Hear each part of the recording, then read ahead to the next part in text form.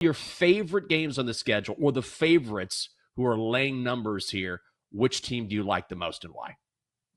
Yeah, if we're looking at teams who are favored, who do I think has the best chance to win? Let's start with that. Because I do think the best way to play this round is maybe throw out some money line parlays. Mm-hmm. Zach gave us some great stats the other day on how good favorites have been in the Sweet 16. But I'm going to start with Mm-hmm. the obvious one. And maybe it doesn't feel obvious because the number itself is pretty big.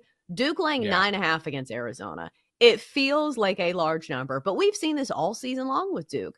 No matter how high the market is on the Blue Devils, it feels like they meet the expectations, at least when it comes to covering numbers. Yeah. 24-12 ATS this year. And if you look at their last 10 games, they've covered in 8 of those. The only 2 times they didn't, the first 2 games in the ACC tournament, and they didn't have Cooper Flag. So I feel like it's back to covering season for Duke, covering both their games in the NCAA tournament. Even covered a 32.5 point spread against Mount St. Yeah. Mary's. Obviously, that is a different matchup than what we'll see against Arizona.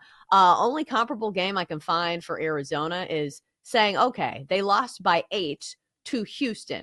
And I understand Houston's defense is really good. But here's the thing about Duke. Like when you have such a high-end offense is scoring, I don't know, 89, 90 points in these NCAA games, is that points are not at a premium. So 9.5 Yeah. seems like a large number, but is anybody going to be shocked if Duke scores 95 points against another fast-paced team in Arizona? I'm not, so I'm going to lay the 9.5 with Duke.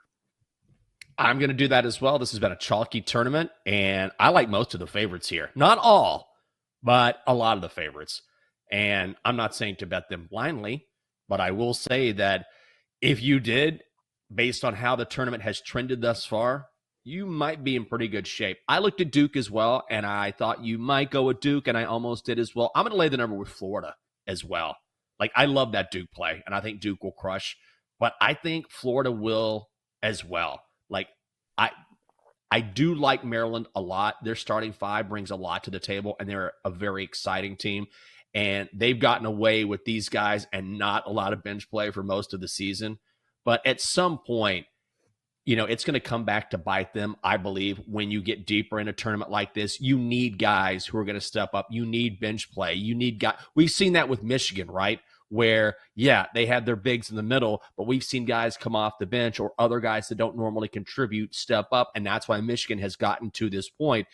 Maryland has done it with their starting 5. Florida is a team that can go into their bench. They can beat you in different ways, and if you look at the metrics here, this is the number 2 overall team offensively via Ken Pom. They're number 11 defensively, so one of the best all-around teams in the country. Walter Clayton Jr. is going to be the best player on the court, and Florida has gone 26-10 against the spread this season. That is the 4th best mark in all of college basketball. I just keep going back to the fact that chalk is dominated, and I don't know if that's the new way of the world in college basketball or not. We've discussed that on this show. There's been a lot of discussion just in general or on college hoops Twitter, gambling Twitter. Is this what we're going to see moving forward? I don't know if that's the case because we don't have a huge sample size, but I'm going to lay it with Florida against the Terps.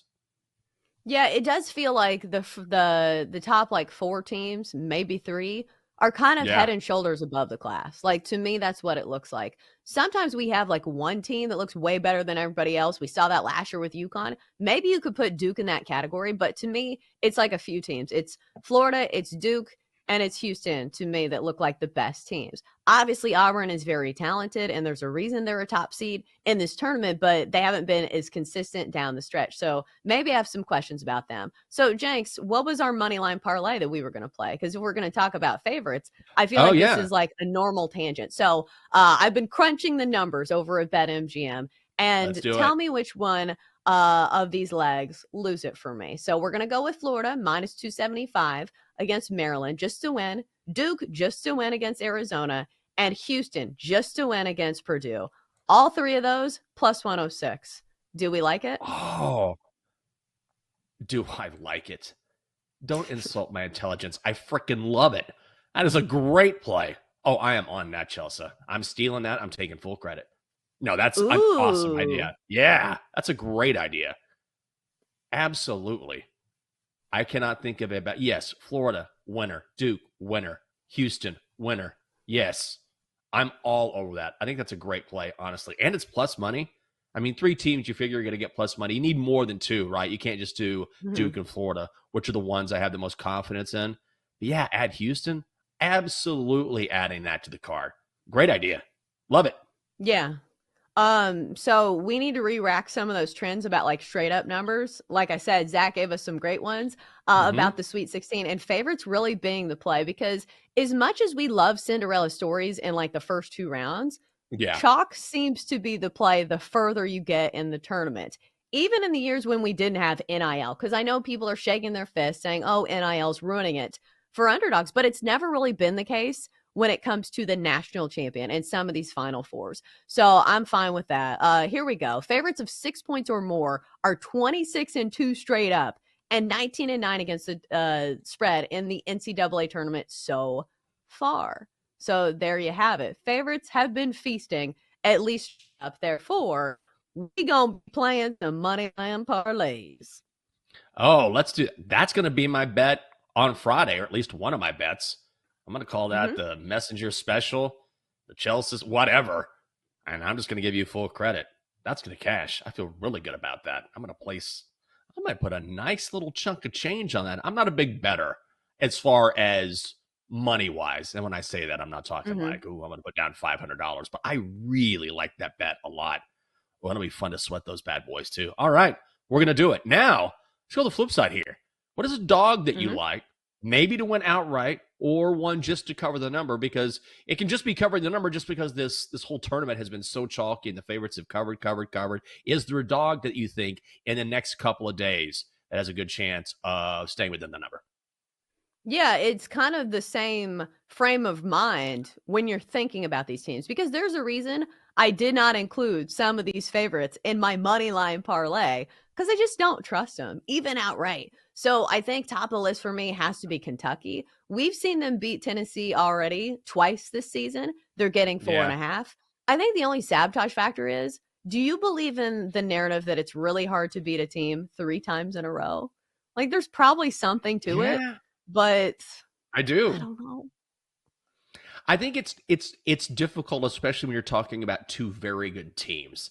Do you know what I Mhm, mean? Now I do think that, and we've talked about this, that of all the teams, not just in the SEC, but across the country that match up really well with Tennessee that aren't really bothered by that Vols defense. Like Kentucky just seems unbothered by what the Vols try to do. At the same time, it's sort of like, if you look at a 7 game series in the NBA or in the mhm, NHL, whatever, or even in baseball, if you have 2 very good teams, just by virtue of the fact that both of those teams are very talented, eventually one of those teams is going to get one.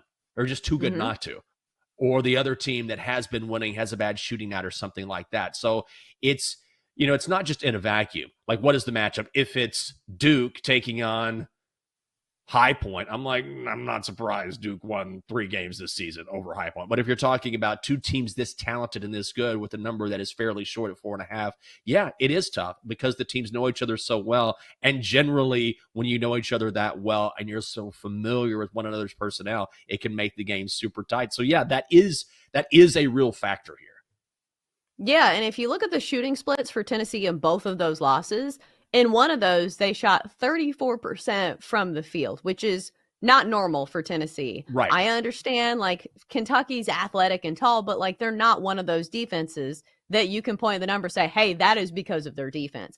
In the other game, they shot 16% from the 3 point line, 3 of 18 from beyond the arc. So one would say, okay, if they had 2 bad shooting nights, in both of their games thus far against Kentucky. Are we due for Mm-hmm. a decent night? Because that's the thing. Tennessee doesn't need to shoot, 50% from the 3 point line. Their defense is good enough to keep it close, and they play at a Yeah. really slow pace. So I like Kentucky, but I do think that is the big sabotage factor probably lurking. Yeah, I think that's it. And you make a good point. Whereas, we tend to think of extremes when you think of shooting the basketball. Like if a team shoots 32, 33% from the field, that's obvious a bad shooting night. And then they can go gangbusters and then shoot 56%. The Vols could shoot 42% from the field, which is just fine as a Mm-hmm. team, and absolutely win that game. So a lot of times when you see these teams lose, and they should be losing, it's because they're on the far end of that spectrum. And man, it's going to be one of the more fascinating matchups. I would tend to lean Kentucky, but we're going to see how that 3 times in a season ploy plays out here very shortly. I'm excited about these games.